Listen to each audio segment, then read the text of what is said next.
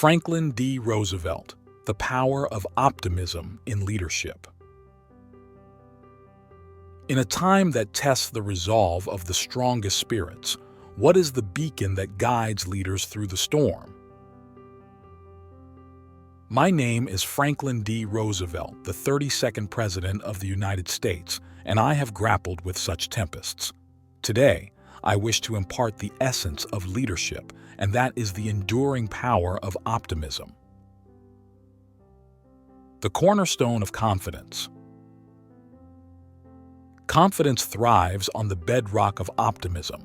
It was the Great Depression, a period of darkness that enveloped our nation, casting a shadow over the American spirit. I took the helm in these troubled times, and it was optimism that lit the way.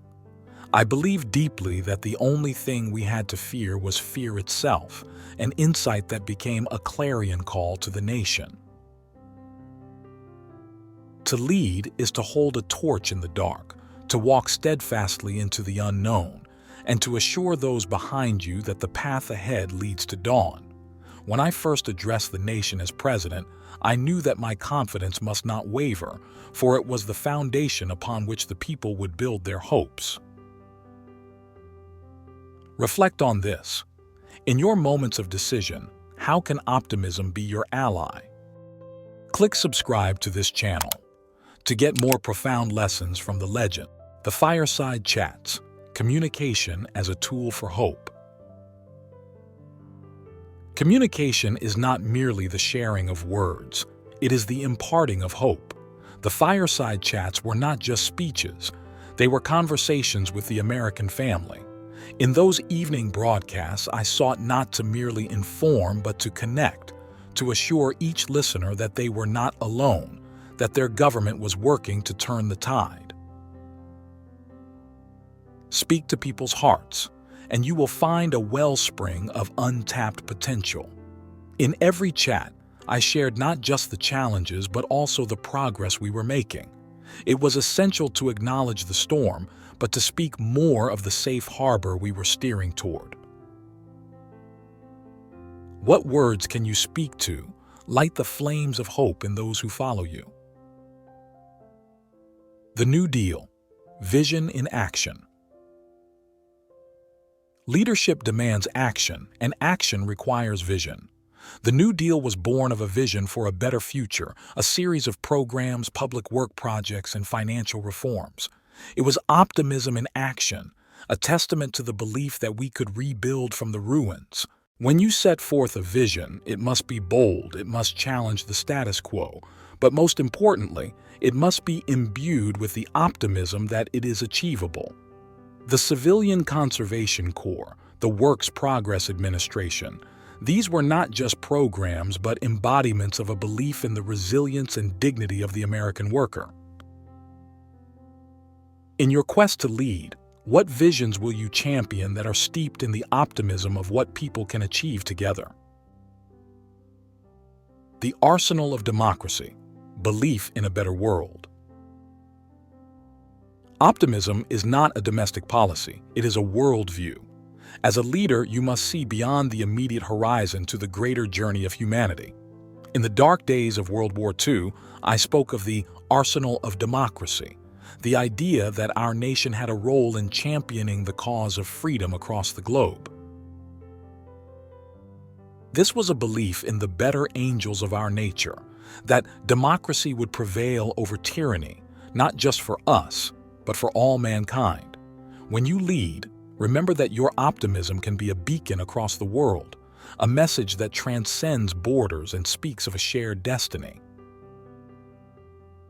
How can your leadership serve not just those you lead directly, but also the larger cause of humanity?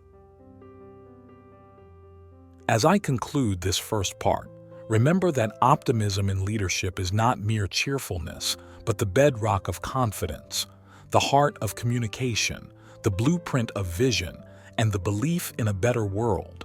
The unseen foundations, cultivating resilience through optimism.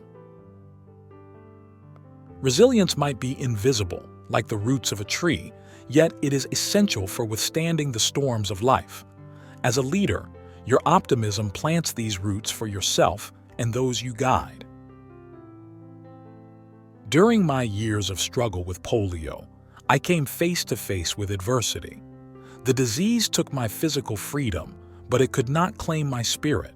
It is in these personal battles that the depth of optimism is tested and proved. My conviction that every individual has a part to play in the grand tapestry of history did not wane. Instead, it grew stronger. I sought to share this personal resilience with a nation. How do you hold on to optimism when faced with personal trials? Creating the Social Security Act, the optimism in providing a safety net. The Social Security Act was not just legislation. It was a manifestation of optimism for the American future. It stemmed from the belief that we could create a system that safeguards the well-being of every citizen, especially when they could no longer provide for themselves. This was about instilling confidence in the elderly, the vulnerable, that their country would not abandon them. As you lead, consider the systems you can put in place that reflect your optimism for those you serve. How can you build a safety net that reinforces the notion that no one will be left behind?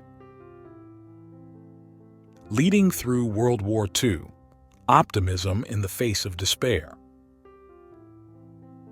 In the throes of World War II, when the days were darkest, it was not the might of our military but the strength of our belief that ultimately turned the tide.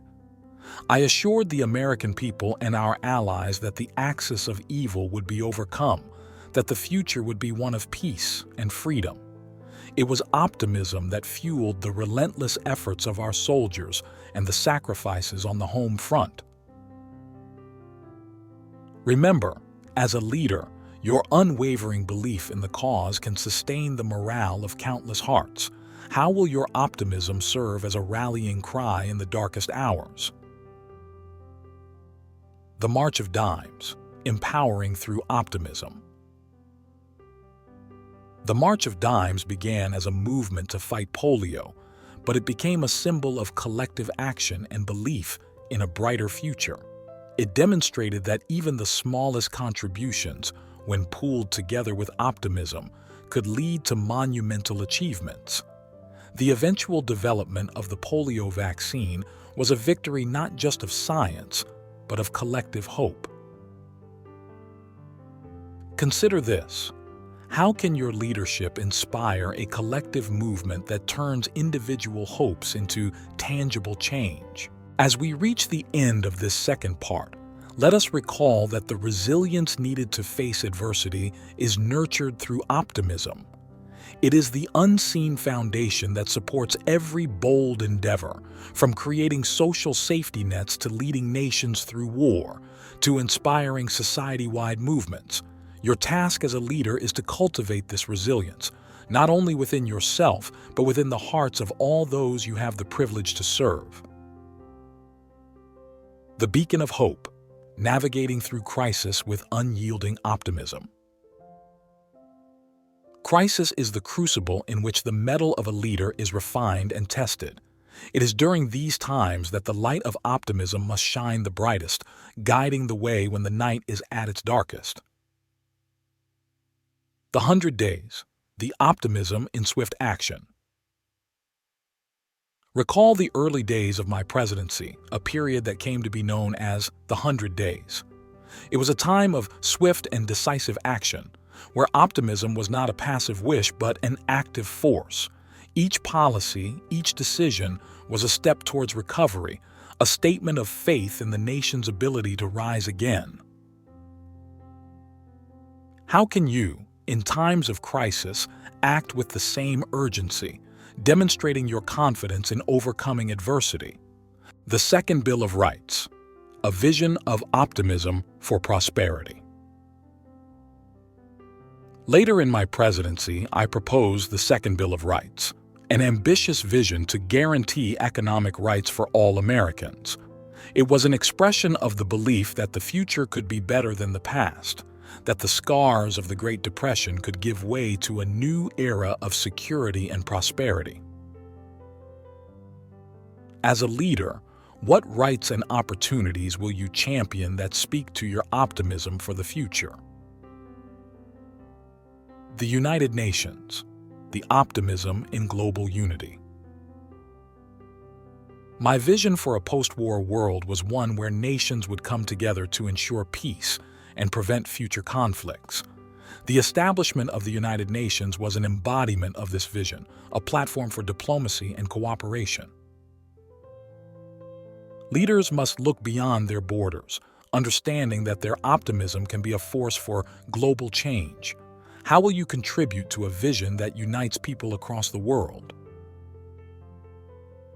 The GI Bill, investing in potential through optimism. The GI Bill was more than a reward for service. It was an investment in the potential of a generation. By providing veterans with education and housing benefits, it was a statement of belief in their ability to contribute to the nation's future. What investments can you make in the potential of those you lead, showing your optimism for what they can achieve? As we conclude this third part, remember that optimism in leadership is not a luxury. It is a necessity, especially in times of crisis. It is what compels us to act swiftly, to dream boldly of better rights and prosperity, to unite for a common purpose, and to invest in the potential of each individual. The journey of instilling hope and navigating through adversity with an unyielding spirit of optimism is one of the noblest paths a leader can tread. The Lighthouse of Destiny, steering humanity with the compass of optimism. In this final passage, let us encapsulate the essence of leading with optimism as though it were a lighthouse standing resilient against the tempest, guiding the course of humanity with a steady, piercing light. The Four Freedoms, articulating a world built on optimism. My vision of the four freedoms, freedom of speech, freedom of worship, freedom from want, and freedom from fear, served as a moral compass for the Allies during the Second World War and beyond. It was an optimistic declaration that these freedoms were not just aspirational but achievable for every person, in every nation. How will you articulate a vision that serves as a moral compass, inspiring others with the possibility of a world built on foundational freedoms? The final fireside chat. Optimism in the face of mortality. In my last fireside chat, I spoke to the American people aware of my own mortality, yet unwavering in my belief in the American project.